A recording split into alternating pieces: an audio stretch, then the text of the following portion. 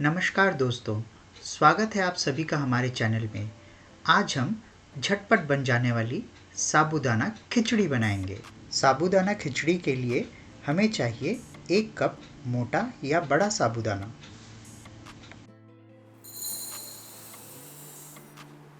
अब हम इसे धोएंगे।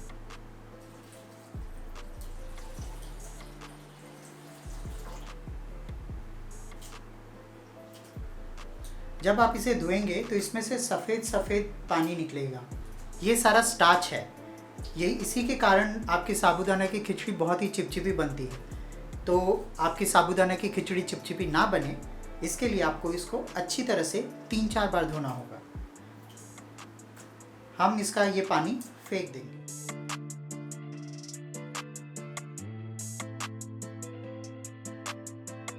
अब हमें इसी तरह से 3 से 4 बार साबूदाना धोना है ताकि इसका स्टार्च अच्छी तरह से निकल जाए। 3 से 4 बार धोने के बाद अब हमारा पानी एकदम क्लियर है। अब हम इसे छन्नी से छान लेंगे।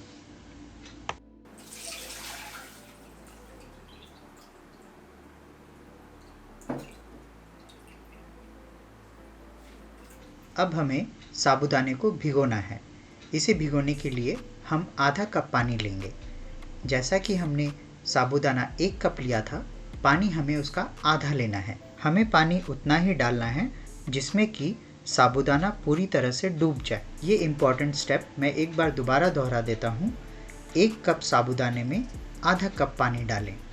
अब हम इसे 6 से 7 घंटे भिगो के रखेंगे।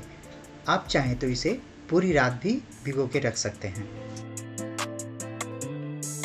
साबूदाना को भीगे हुए अब 6 से 7 घंटे हो चुके हैं और देखिए कितनी अच्छी तरह से फूल गए हैं, कितने खिले खिले हैं और ज़रा भी नहीं चिपक रहे हैं। इसमें से हम एक साबूदाना को लेंगे, उसको प्रेस करके देखेंगे।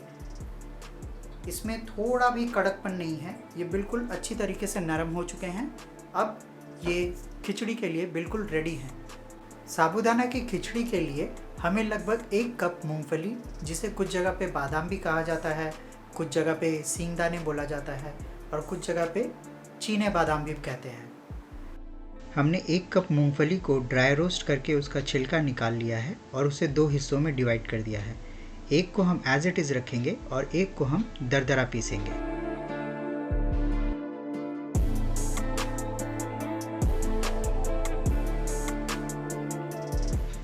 अब हम हमारे भीगे हुए साबूदाने को एक बोल में निकालेंगे।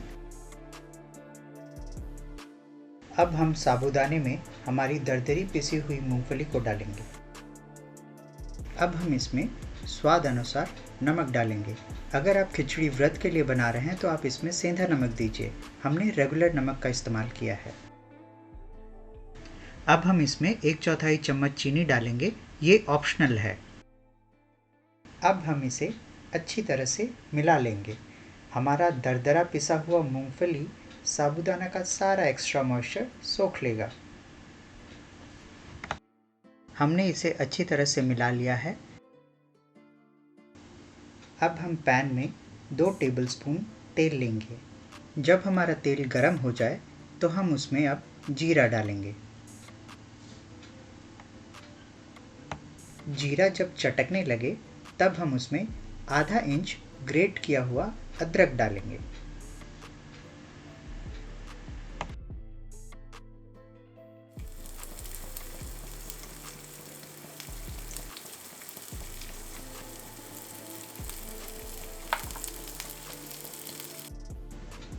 अब हम इसमें 3 कटी हुई हरी मिर्च डालेंगे। हरी मिर्च आप अपने हिसाब से कम या ज़्यादा कर सकते हैं। मुझे तीखा ज़्यादा पसंद नहीं है, इसीलिए मैंने कम मिर्ची ली है। अब हम इसे अच्छी तरह से मिला लेते हैं। अब हम इसमें थोड़ा कड़ी पत्ता डालेंगे।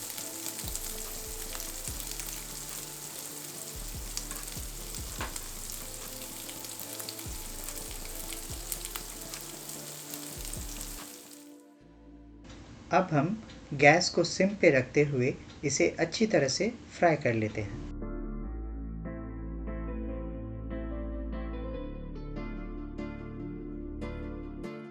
अब हम इसमें उबला हुआ आलू डालेंगे।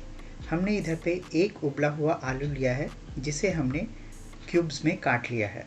आप चाहें तो कच्चा आलू भी ले सकते हैं, लेकिन आपको उसे पक जाने तक अच्छी तरह से फ्राई करना होगा।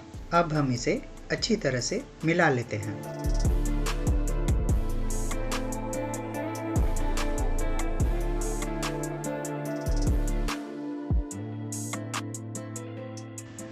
अब हम इसमें 1/4 चम्मच नमक डालेंगे। क्योंकि हमने अपने साबूदाने को पहले ही नमक के साथ मिला के रखा हुआ है, इधर पे हम नमक कम ही डालेंगे। अब हम इसे फिर से अच्छी तरह से मिला लेते हैं। अब हम हमारे साबूदाने का मिक्सचर इसमें डालेंगे। हमें गैस का फ्लेम कम ही रखना है। अब हम इसे अच्छी तरह से हल्के हाथ से मिला लेते हैं। दोस्तों, हमें गैस का फ्लेम कम ही रखना है और इसे हल्के हाथ से मिलाना है। जैसे ही साबूदाना पकने लग जाएंगे तो ये वाइट से ट्रांसपेरेंट होने लगेंगे।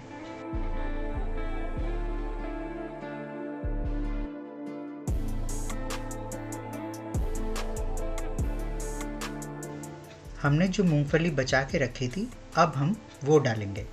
अब हम इसमें आधा चम्मच नींबू का रस डालेंगे और इसे अच्छी तरह से मिला लेंगे।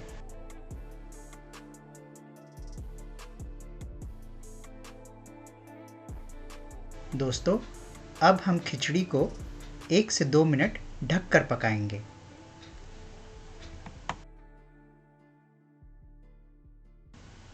दो मिनट हो चुके हैं। आखिर में हम हरा धनिया डालेंगे। अब हम इसे हल्के हाथ से मिला लेंगे। अब हमारी खिचड़ी झटपट रेडी हो गई है।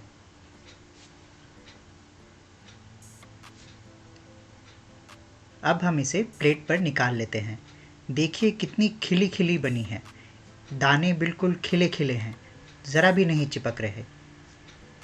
अगर आपको ये रेसिपी पसंद आई हो तो आप प्लीज़ लाइक करें, शेयर करें और सब्सक्राइब करें। दोस्तों, आप सभी को नवरात्रि और दुर्गा पूजा की ढेरों शुभकामनाएं। तो मिलते हैं अगले वीडियो में।